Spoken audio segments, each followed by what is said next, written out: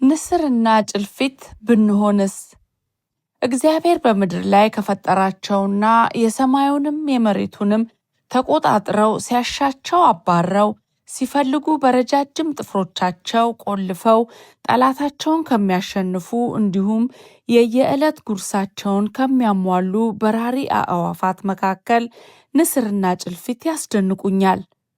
ንስር ረጅም ዕድሜ ከመቆየቱም በላይ በየትኛውም ቦታ ላይ ሆኖ ጠላቱን ማደባየት የሚችል ከያዘ የማይለቅ ባለጠንካራ ጥፍርና መንቆሪያ ያለው ለጠላት የማይበገር በራሪ ፍጥረት ነው።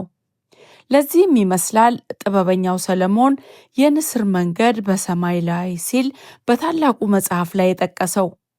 እናም እኛ አማራዎች የህልውና ትግላችንን አሸንፈን የተነጠቁ መብቶቻችንን እስክናስከብር ድረስ ንስር ብንሆንስ? በአንድ እጃችን በገዳዮቻችን ፍቅረ ንዋይ ተደልለው በነጭ ቀለም ለተብለጨለጨ ጣራና ግድግዳ ወንድሞቻቸውን የለወጡ በባንዳነት ተሰልፈው የወጡበትን ህዝብ መልሰው ለማጥፋት የሚፈርሙ የውስጥ መሽገሮችን እየለዩ በማጽዳት እውነተኛ ታጋዮች ከውስጣዊ ስጋት ነፃ ሆነው ለወጡለት ዓላማ ስኬት እንዲበቁ ለማድረግ፣ በሌላ በኩል በየአቅጣጫው አማራን ለማጥፋት የተሳሉ ካራዎችን ያሉበት ድረስ በማሰስ የምናመክንበትን የትግል ጉዞ አድርገን ቀራንዮ እስክንደርስ ድረስ ንስር ብንሆን ምን አለበት?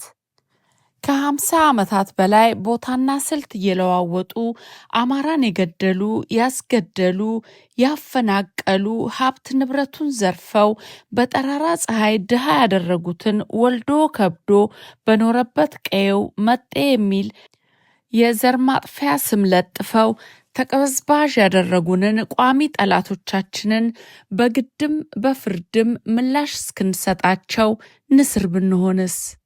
አማራን በደሙ ካጸናት ሀገሩ ላይ አጥፍተው የየራሳቸው ዘውጋዊ መንደር ለመገንባት ሕግ አጽድቀው የገደሉንን ያስገደሉንን በሙሉ በዓለም አቀፍ ተቀባይነት ባለው ሕግና አማራዊ የፍትህ አሰጣጥ ስነ ስርዓት መሰረት እስክንፋረድ ድረስ ንስር ብንሆንስ?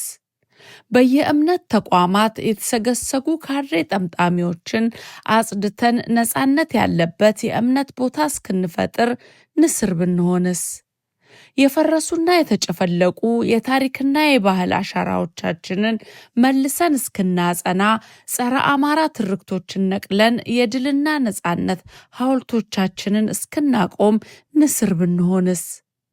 አብይ አህመድ የሚባል የሰው ደም መጣጭ አጋንንትን ከነተከለው አውሬ ስርዓት ጭምር ነቅለን የአባቶቻችንን ከተማ እስክንረከብ ንስር ብንሆንስ? እረ ጎበዝ፣ ጭልፊት መሆንም ያዋጣል። ጭልፊት ከጠንካራ በራሪነቷ ባሻገር ነገን የምታይበት የቁጠባ ባህሏ ነው። በበጋው ወቅት ያለመታከት ስትበርና ምግቧን ስታሰባስብ ትከርምና ክረምቱ ጠንከር ሲል ወደ ዋሻዋ ትሸሸጋለች። አማራ ይህን ትግል በአሸናፊነት እስኪቋጭ ድረስ ያሉትን ነገሮች ሁሉ እንደ ጭልፊት መጠቀም ያለበት አይመስላችሁም? ንስርነትም ጭልፊትነትም በዚህ የመኖር ያለመኖር ትግል ውስጥ አስፈላጊ የአኗኗር ዘይቤዎች ሆነው እስከ ድላችን ድረስ አብረን መዝለቅ ይገባናል። ንስርነትም ጭልፊትነትም በትግሉ ሜዳ የሚያጋጥሙ የጠላትን ሴራዎች አሻግሮ ማየት፣ የማሸነፊያ ስልቶችን መንደፍ፣ የሰውና የቁሳቁስ ሀብትን በአግባቡ መጠቀም፣ ግለኝነትን አስወግዶ በመተማመን ለአንድ ቅዱስ ዓላማ አብሮ መካፈልን ሁሉ ያጠቃልላል። ንስርነትም ጭልፊትነትም የአርሶ አደር ወገናችንን የችግር ጊዜ መውጫ የአኗኗር ባህልን፣ አላስፈላጊ ወጪዎችን እየቀነሱ ክፉ ቀንን በዘዴ ማለፍን፣ ለተስካር ለሰርግና ለማህበር በሚዘጋጁ ድግሶች ላይ የሚደረጉ በጥበብ የማለፍ ስልቶችን፣ የጠላት የጥቃት ኢላማ በሆኑ አካባቢዎች ተሰባስቦ ያለመታየትን፣ አለፍ ሲልም አካባቢውን በጊዜያዊነት ለቆ ከአርበኞች ጋር ጫካ ውሎ ማደርን ያካትታል። እናም በድል እስክንሞሸር ንስርና ጭልፊት መሆን አያዋጣም ትላላችሁ? በትላንትናው ማስታወሻዬ ላይ የአብይ አሽከሮች ስርዓቱ እየፈረሰ መሆኑን አምነው የአማራን መሬት እየተቀራመቱ መሆኑን ጠቁሜ በዝርዝር እንደምመጣ በገለጽኩት መሰረት ዱካቸውን እየተከተልኩ ስለሆነ መረጃዎች ሲሟሉ እመጣበታለሁ። 33 ቦታዎችን የወሰደውን የኦህዴድ ካድሬ ታሪክም እያዋዛን እንተርከዋለን። ገና ምኑ ተነካና። ቸር ያሰንብተን። ከአዳባይ የካቲት 13 2018 ዓ.ም